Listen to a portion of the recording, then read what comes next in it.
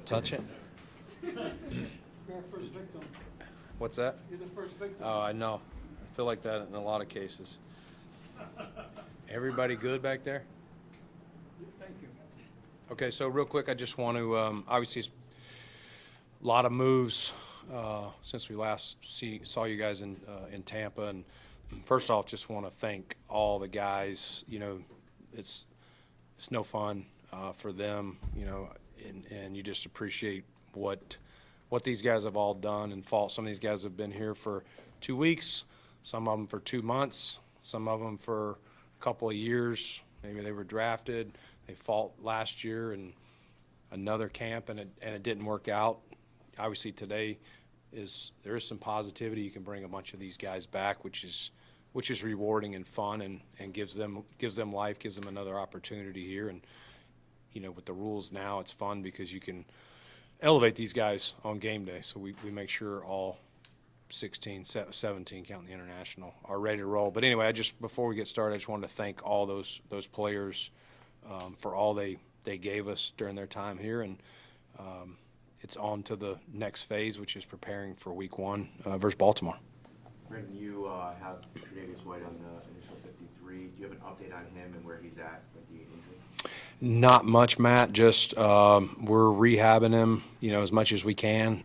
And Trey's got a great attitude. He's attacking it, and really, other than that, we're just going to take it, you know, day by day, I guess, and kind of see where that goes.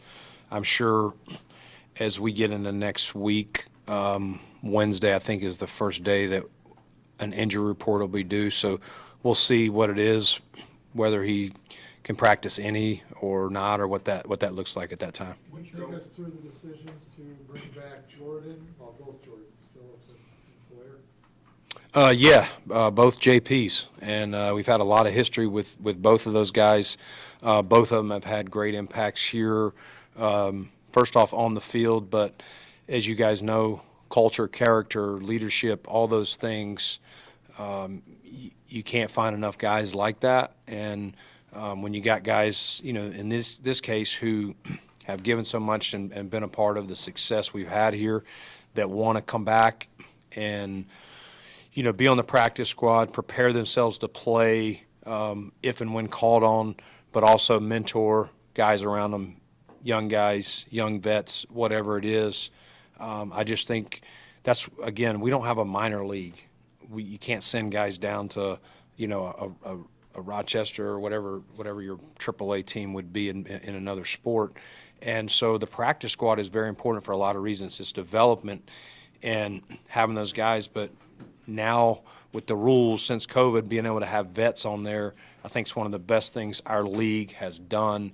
Not only so they can help you on the field, but you know, a coach can coach, I can talk to someone, but a player who's been there on the field, that's a different impact to put your arm around a rookie or a young player. What is the plan B in case Trey can't practice next week for week 1? Oh, we got other guys that we believe in. So the other guys on the 53, and then we'll have the guys on the practice squad ready to roll. And we're very confident in who we have. And obviously our medical team and Trey will do everything they can to be ready for Baltimore. You guys know Trey, and he's been through a couple of things. Luckily, you know, this is not any type of season-ending thing. He's preparing, and yeah, well, like I said, we'll take it one day at a time. So just to be clear there, Brandon, it sounds like you're not ruling him out for week 1, that there's a possibility. I'm not ruling him out, no. Yeah.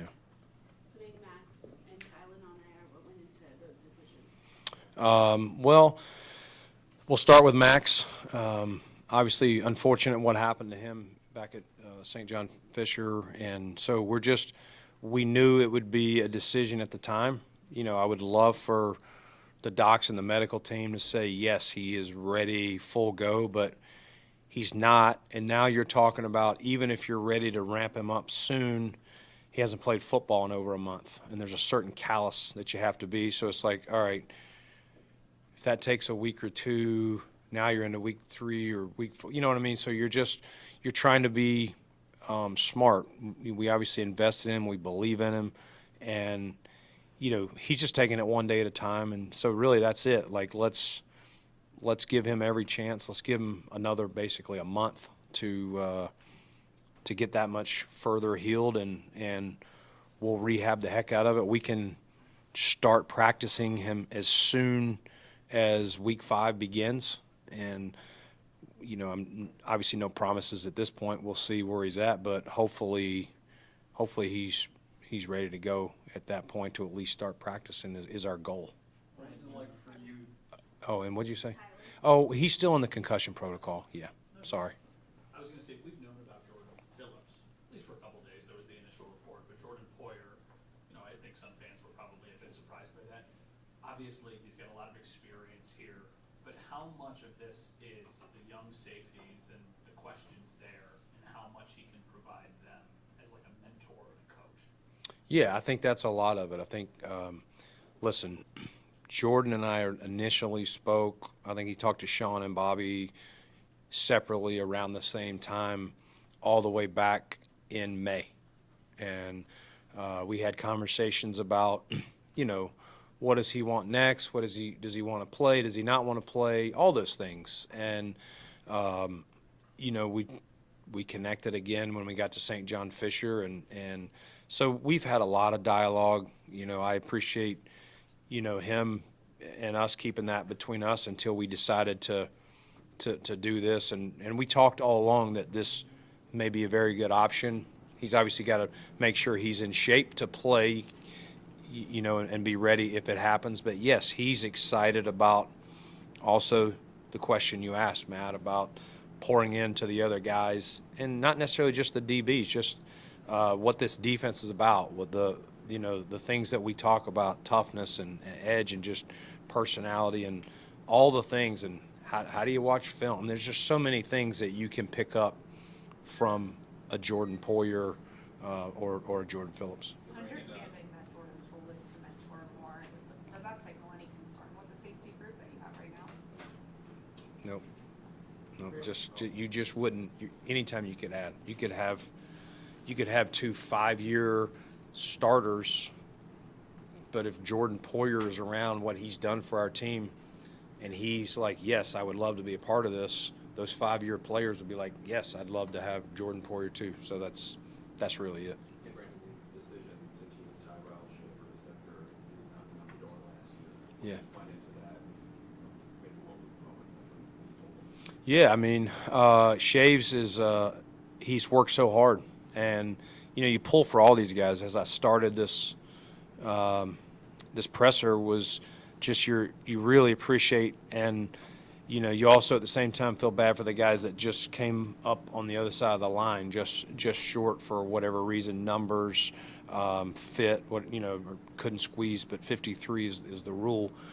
But Shaves has worked so hard. I commend him. Not only I think he's continued to improve his game and his feel for our offense, his connection with our quarterbacks, but special teams. We really have stressed to him since he's been here, if you're not trotting out with the starting group and playing starter reps, that if you can help on 4th down, at least a couple of phases, the more the better. But if you can at least do that and have some type of impact, that helps us get you onto this 53, because when we get to game day, we only get to dress 48. And so we've got to make sure every part of the kicking game is covered as well. And I think Shaves has shown that he's earned that opportunity. He'll tell you, before I tell you, there's still, he's still got to continue to work and grow and improve. But we have a lot of confidence. Joe Brady has confidence in him. Chris Tabor has confidence in him, and Sean McDermott do. And ultimately, that's why we made the decision to keep him on our 53. What led you to bringing Shane back? And obviously Mike is the odd man out, I guess, out of the 4 quarterbacks. Yeah, I mean, listen, those are tough, hard to hold 4 quarterbacks, whether you do 2 on the practice squad and 2 on the active, or 3 and 1, just from a number. So you got to make decisions, and not easy. Like, I thought all those guys, had good moments, but just like I was saying there, we're whereas Shaves has been on this side of the line before. This year he's on the other side of the line, and tough decisions. You know, I'll say Mike White can play in this league. We would not hesitate to call Mike White back here, and we loved our time with him. He got here literally a year ago now and signed our practice squad and was an integral part. You know, I know Josh and RC, Ronald Curry, and Joe Brady and Sean, and I know myself were all in that quarterback room, was appreciative of what he did here. And just because he's not here now doesn't mean, you know, we wouldn't call him in the future. As far as Shane, tough injury last year, knocked him out. You know, we had him the previous year, and we're excited about where he was. Kind of lost a year, but I'll say the young man, when he got healthy with that neck, really worked on the side the best he could. We traveled him on the road just to be on the sidelines and be involved. And, you know, I thought this year you saw him take a step from a year ago, and as a young man, you want to keep developing. But tough decisions, excited, you know, with our quarterback room where it's at. And, you know, hopefully Mike lands in a good spot, but we wouldn't hesitate to bring him back. Back to Shavers, did it help, did it strengthen his case that his skill set is just, it's different from what you get from Curtis and Elijah in particular? Yeah, I mean, I think you have to consider everything. You have to consider what's the position flexibility, not only physically but mentally. Shave's a very smart guy. He can line up. Just because I have the skill set to line up inside or out doesn't mean I can mentally do that, even on a drive, you know, how the play is called in the huddle, you know, whether it's flipped or not. So that's very important. And then, again, we emphasize run game too. You're talking about a bigger body. You know, we want all our guys, you know, however you want to say it. There's slogans out there, no block, no rock, or whatever your jargon is. All those things. Shave is a team player, whether it's the run game, running a guy off to clear out for someone else, or whether he needs to run the slant route. You know, you guys saw him catch the fade ball the other day.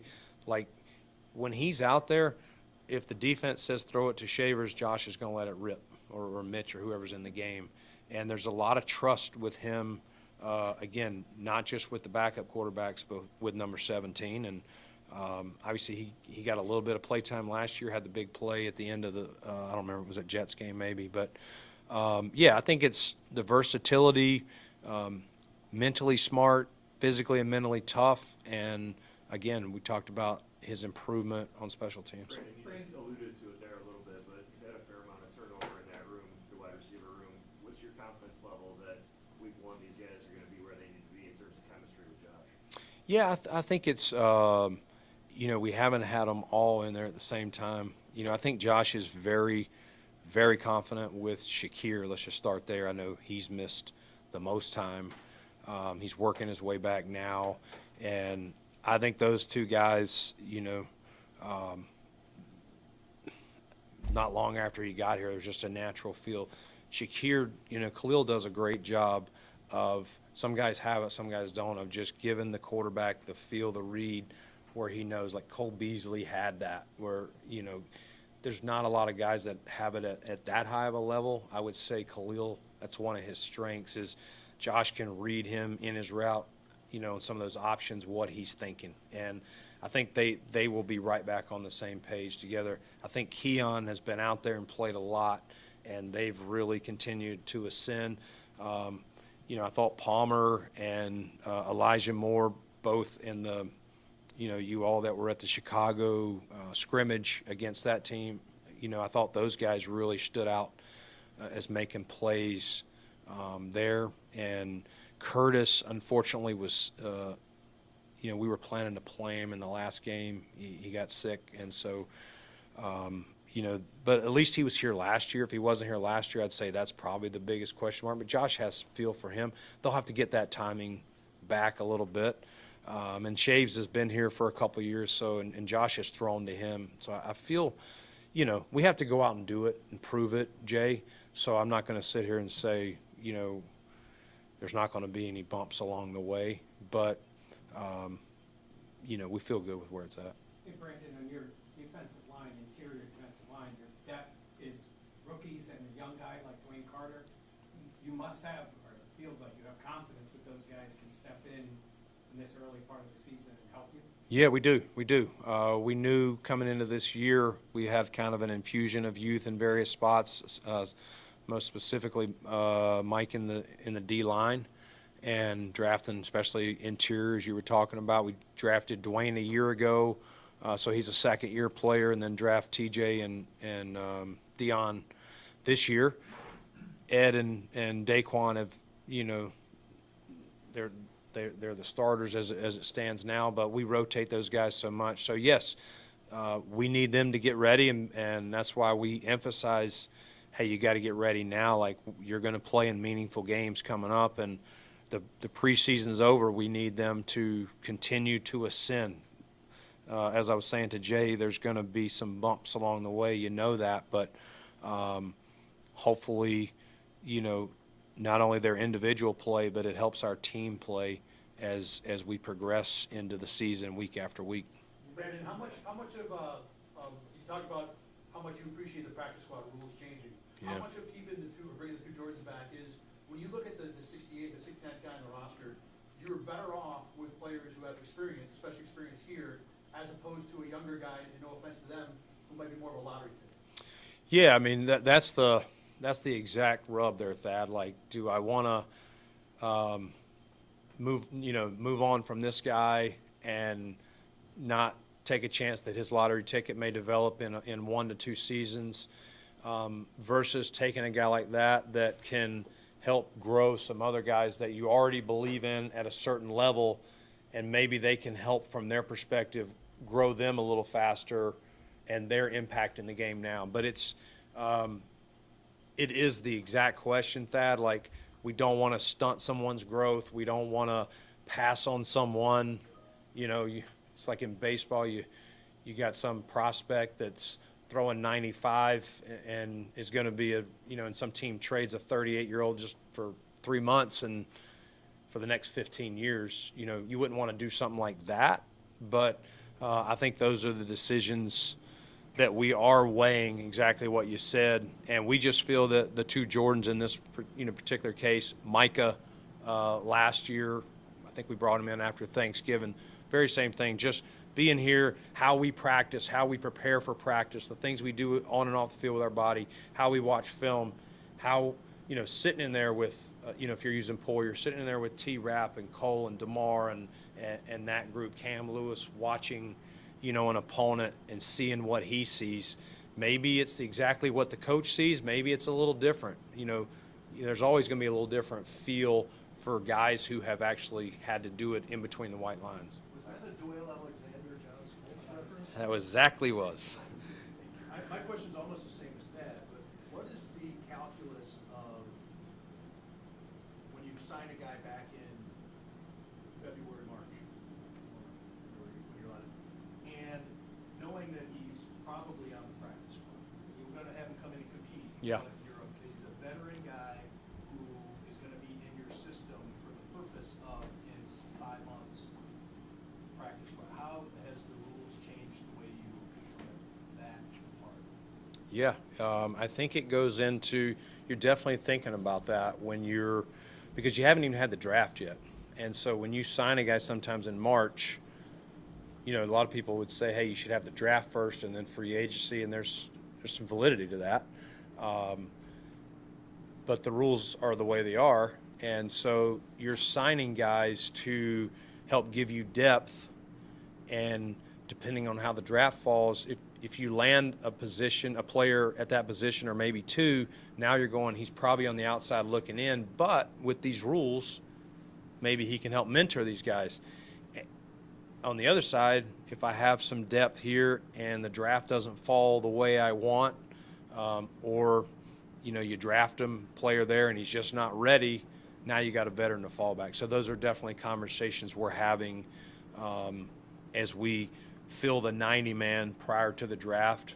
And then post-draft, there's sometimes we do that as well, like, hey, the draft didn't fall our way, we probably still need to add a depth offensive guard, center, or whatever it may be. Brandon, I think the only guy who is new, we don't know anything about, is Sam Franklin. What can you tell us about him? Yeah, I mean, Sam, he's one of those classic players, tough, He's a safety by position, but he's made his name on special teams in this league, and so a standout gunner, kick cover player, and so he's a guy that, as of yesterday, you start hearing came available as the cuts were occurring, so you start combing back through his film. Chris Tabor had him in Carolina as well, so there was some familiarity. He was a player we've talked about here in the past, and once the waiver wire comes out and you see it's legit, you start connecting dots and put your recruiting hat on. So excited to add Sam and into the mix, and we'll take it day by day and see how quickly we can get him up to speed. Brandon, To Michael clarify Hoyt. on Phillips, Jordan, and Jordan Poyer and Jordan Phillips, how far removed are they from being ready to play, in your opinion? And I guess just to clarify, this isn't kind of like a Micah Hyde thing where he's going to be mostly tutoring guys. These guys are ready to play. Yeah, I mean, Micah was at the end of the year, so it was kind of, these are different. When you put them on now, you gotta prepare to play. Guy goes down, so we'll ramp those guys up. They both, these conversations didn't just happen. They've, with both players, Jordan Phillips and I spoke all spring long, and when we got to training camp, Jordan is all over it. I would tell him a certain day to check in with me if he hadn't heard from me, and Jordan was calling me. That tells you how eager he is, though. And he's loved his time here. We've loved his time here. We think he's played his best football, and he just wants to be part of a winner and help us do this. And that's what I love both Jordans. They're selfless. Of course, they're competitive. If their numbers call, they're going to go out there and do the best. But they also understand it's do whatever it takes. Help a guy on practice squad. Help a guy on active. Help a guy prepare for an upcoming opponent. We'll have to ramp them up, though. Just like I was talking about with Max, part of that decision when you get to there is if Max was almost ready and had only been out a week, he's still in football condition. These guys have not been calloused up. It won't be training camp style since we're getting into regular season mode where you have a lot less padded practices, but they'll work themselves up. They've been getting themselves in shape, and we'll let the medical team and the strength staff kind of tell us when they think that is, whether that's a couple weeks, 3 weeks. I don't know. Brandon, Michael Hoyt got a lot of reps in the preseason. Ogunjobi not quite as much. How comfortable are you now knowing that 6-game suspension is about to come up, knowing where they are? Yeah, I mean, you'd have to drag Michael Hoyt off the field. Like he'd play every snap, and that's part of the attractiveness to him. Like the guy plays with his hair on fire. And we always tell guys, if you're going to make a mistake, make it 100 miles an hour. And that's Mike. Nobody's saying, he's an Ivy Leaguer. Nobody's saying he's batting 1,000. But the dude, BSU, blow up. You know what I mean? And that's Mike. And so he's just got a tenacious energy about him. And I don't think it was, necessarily destined for him to play as many snaps in the preseason. The guy just wants to be out there, whether the game means anything or not. And then, Larry, we were planning to play him in Chicago. He was having some soreness in some areas and just didn't feel it was smart after the joint practice to play him there, but was glad to get him back in Tampa. It's hard. You wanted to give them as much action as they could since they have to sit for 3. They will be able to return to the building week 4 and participate in meetings and do their own workouts. They obviously won't be on the practice field. And then they can return after our bye. So we have 6 games in a bye. They can return after that. How helpful is that to have those 2 guys come week 8, if you've got somebody banged up, performance, whatever it is, to kind of insert those at that time? Yeah, I mean, once we signed them and then had the draft and it fell the way it did, it's like, man, at this time we have a surplus. You don't know how injuries are going to happen, but hopefully we can stay healthy. But to your point, if we're struggling there or someone's not playing, they're going to be added pieces that we can bring back in there. So it's up to them. They have a tough assignment. You're kind of put on an island here for a little bit. It's up to them both, but they're both professionals. I think Larry was a Walter Payton Man of the Year in the past, and Mike is, he's a true pro also. So we've had conversations with them. They understand what we expect. They have their workout routine, and they have to find ways on their own to do some of these football drills. You can't just run on the track. You got to try and make sure you're as ready and calloused as you can in case your number's called the very first week they're back. Are both Jordans and Sam here today, Brandon? Yes, yes, and yes. Yeah. Thank you. Are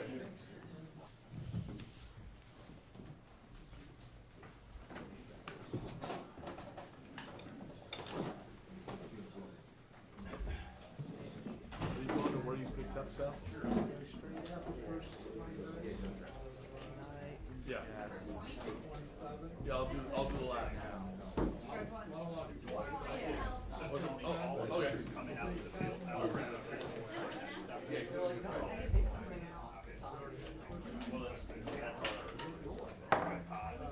we in the field?